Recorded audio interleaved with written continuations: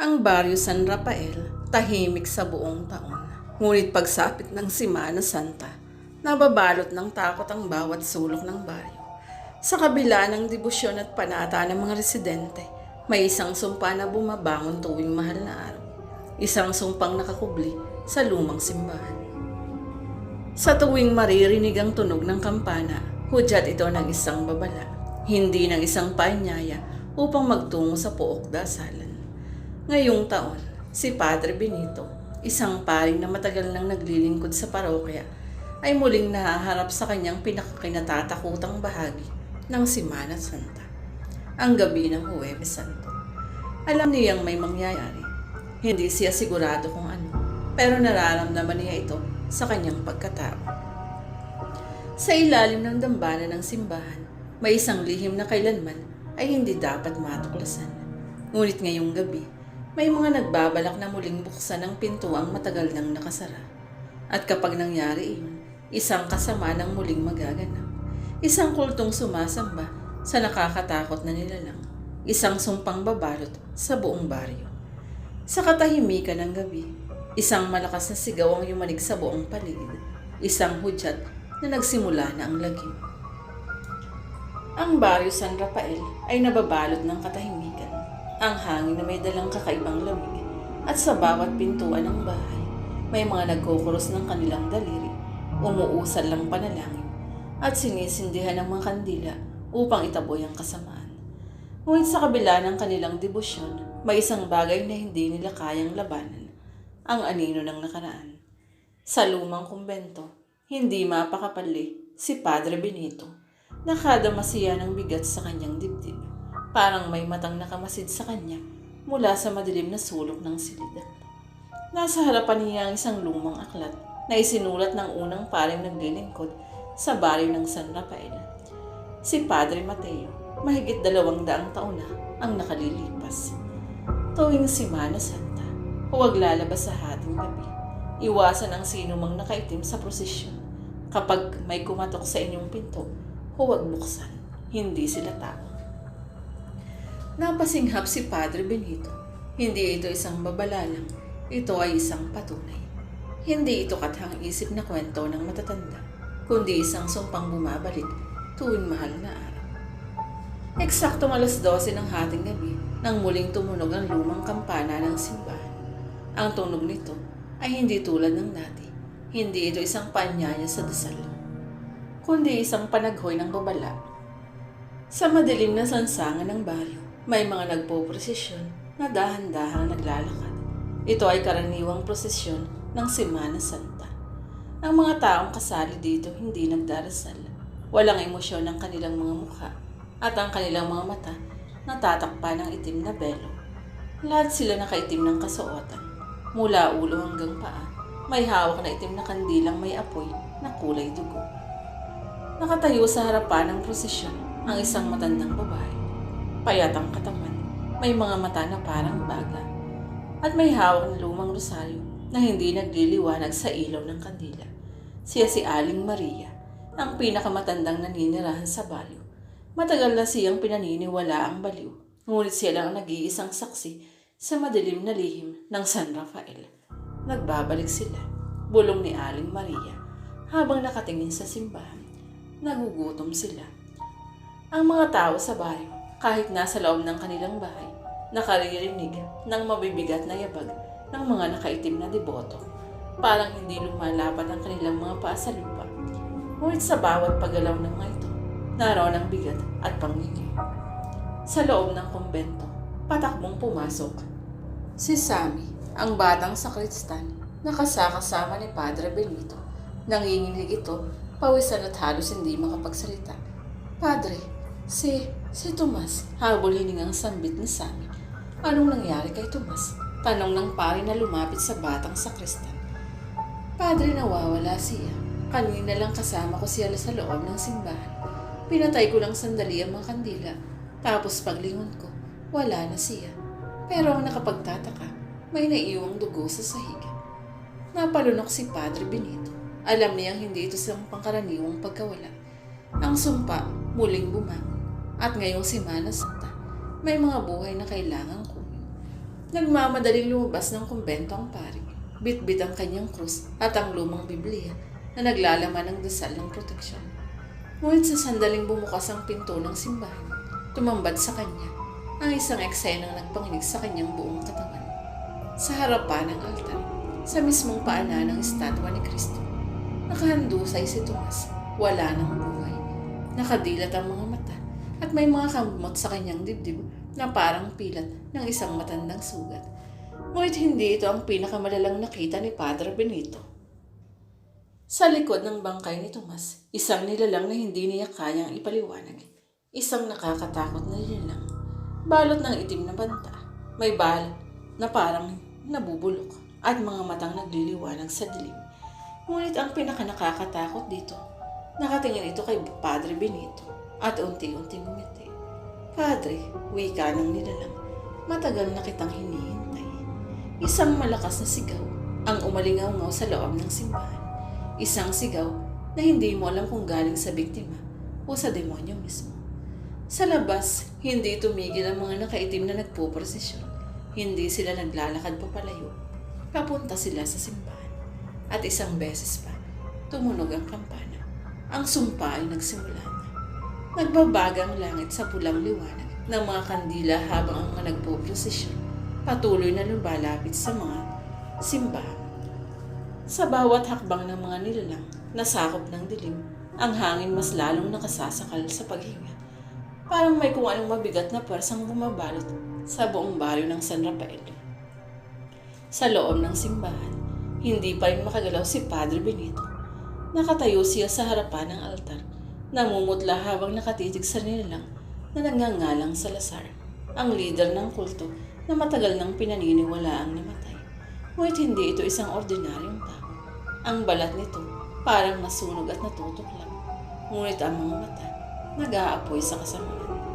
Sa tabi ng bangkay ni Tomas, unti-unting umagos ang dugo patungo sa marmol na paa ng estatwa ni Kristo. Sa lahat ng kanyang taon bilang pari, hindi pa kailanman nagdulot ng takot sa kanya ang presensya ng banal na imahen. Hanggang ngayon, lumating sa simbahan si Aling Maria, habol ang paghinga at makikita sa kanyang mga mata ang isang kinatatakutang katotohanan. Padre, bumalik na sila, sigaw niya. Ang mga nilalang ng gabi, ang mga itinakwil ng simbahan. Alam mong hindi natin sila kayang labanan ng basta panalangin lamang. Anong ibig mong sabihin, Maria? Galit na tanong ni Padre Benito. Lumingon ang matanda sa mga nagpoprosesyon na ngayon ay nasa pintuan na ng simbahan. Dahan-dahang pumasok ang mga ito. Walang ingay, walang emosyon, at isa-isa silang lumuhod sa harapan ng altar. Ang mga kandila ng mga ito, hindi na nga nanganinag ng liwanag, kundi nagbubuga ng usok na kasing itim ng gabi. 300 taon na ang nakalilipas, sabi ni Aling Maria. Isang kasunduan ang ginawa ng isang pari, si Padre Mateo, sa isang kulto na sumasamba sa kadiliman, kapalit ng proteksyon ng baryo laban sa salot at tagutom. Tuwing Semana Santa, isang sakripisyo ang kailangang ialay. Hindi isang ordinaryong tao, kundi isang lingkod ng Diyos mismo. Nanlamig ang buong katawan ni Padre Benito. Isang pari, wika niya. Ngumiti si Salazar. Inilabas ang kanyang matalim na ngipin. Ikaw ang sakripisyong hinihintay namin, Padre.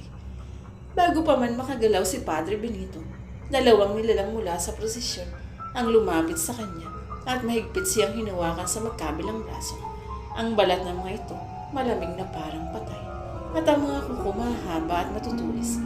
Nagsimula ng mag-alay ng dasal si Salazar sa wikang Latin, isang sinaunang panalangin na hindi kailanman itinuro sa simbahan. Sa kamay nito, hawak ang isang kalis na gawa sa buto ng tao, puno ng likidong kasing itim ng gabi. Umusal ito na para bang isang baliktad na bersyon ng banal na misa. Ang mga nilalang sa loob ng simbahan, sabay-sabay na lumuhod. Idinikit ang mga noo sa sahig at nagsimulang umawit sa isang tinig na parang nagmumula sa ilalim ng lupa. Tumakbo ka na, Padre, sigaw ni Sammy, ang sakristan na biglang lumitaw sa gilid ng altar. May hawak siyang isang bote ng banal na tubig at agad niyang ibinuho sa iyon kay Salazar. Nagliyab ang balat ng pinuno ng kulto. Isang nakakakilabot na sigaw ang lumabas mula sa bibig nito habang bumubula ang kanyang laman, parang nasusunog sa sarili nitong kasama.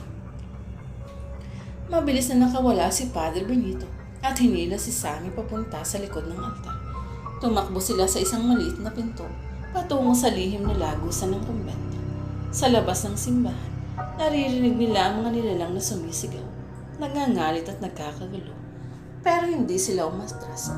Hindi kayo makakatakas, Padre, sigaw ni Salazar habang unti-unting bumabangon muli.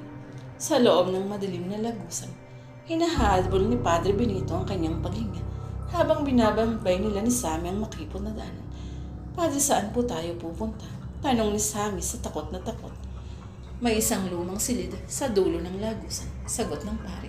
Naroon ang isang bagay na maaaring tumapos sa sumpang ito. Habang papalapit sila sa dulo ng lagusan, isang mabigat na pintong nayari sa bato ang kanilang nadatnan. Mabilis na hinugot ni Padre Benito ang isang lumang susi mula sa kanyang kwintas at isinilid ito sa butas na kandado. Sa likod ng pinto, isang altar ang bumungad sa kanila. Ngunit hindi ito isang ordinaryong altar. Sa gitna nito, may isang lumang kabanayari sa ginto. May nakaukit na mga simbolong hindi maintindihan ni Sammy. Ano po ito, Padre? Huminga ng malalim si Padre Benito. Ito ang pinakaitinatagong lihim ng simbahan, Sammy. Isang banal na relikya na may kapangyarihang wasakin ng kasamaan. Mabilis niyang binuksan ang kaban at sa loob nito isang lumang krus na yari sa pilak. Nakabalot sa isang pulang tela na may mga sulat na Hebreo. Ito ang Cross de Sangre, ang krus na isinawsaw sa dugo ni Kristo noong ipinako siya sa Golgota. Sa labas ng lagusan, isang napakainit na hangin ang sumalimbukay. Dumating na si Salazar, kasama ang mga nilalang mula sa itim na prosesyon. Kunin mo ang krus, Sammy, utos ni Padre Benito, at huwag kang bibitaw. Dahan-dahang lumapit ang mga nilalang. Pulang-pula ang mga mata ng mga ito at ang balat ng mga ito nagsimulang matunaw dahil sa presensya ng banal na relikya. Ngunit hindi magpapatalo si Salazar. Wala nang makapipigil sa amin, Padre. Panahon na para tapusin ang lumang kasunduan. Mula sa kamay nito, isang maitim na usok ang lumabas at mabilis na gumapang mula kay Padre Benito. Napasigaw si Sammy at sa isang iglap, nagdilim ang lahat. Nagalimpuyo ang hangin sa loob ng lumang lagusan. Dumadagundong ang mga sigaw ng mga nilalang na bumangon mula sa itim na prosesyon. Si Salazar ang leader ng kulto. Nangakangisi habang unti-unting bumabalot sa katawan nito ang itim na usok na parang nagmula sa kailaliman ng impyerno.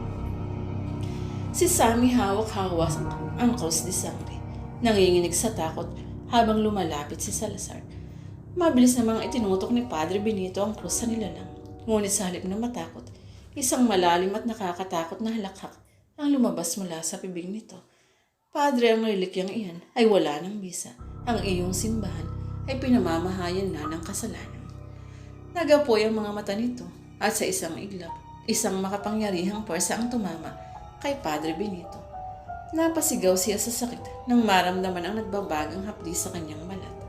Napaluhod siya, halos hindi makagalaw, habang papalapit si Salazar upang tapusin ang kanyang buhay. Nang mamadaling lumapit si Sammy, inilagay ang krus sa noo ng pari at sinimulang magdasal. Ama namin, sumasalangit ka.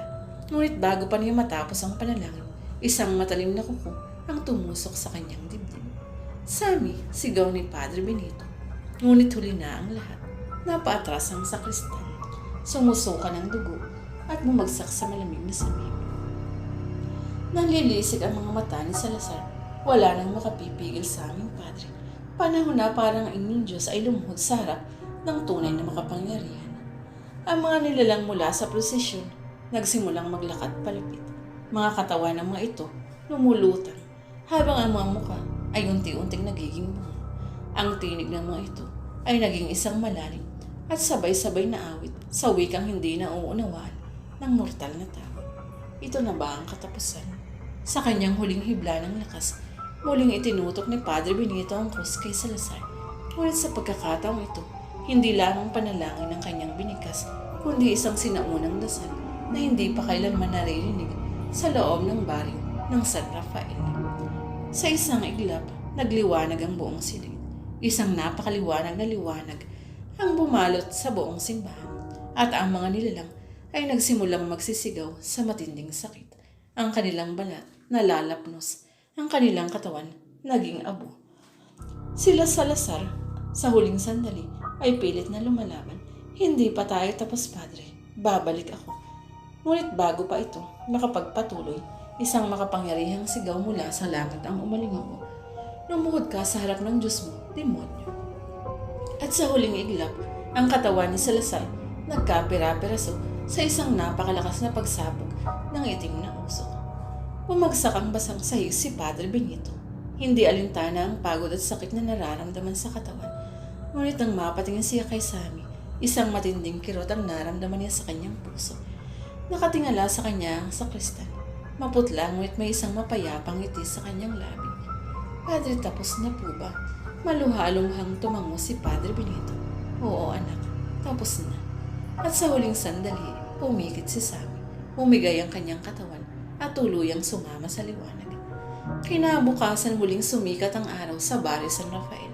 Ngunit ang bayan, hindi na katulad ng dahil. Ang simbahan, na minsang naging sentro ng pananampalataya, ngayon ay tahimik na. Walang pari, walang sakristan.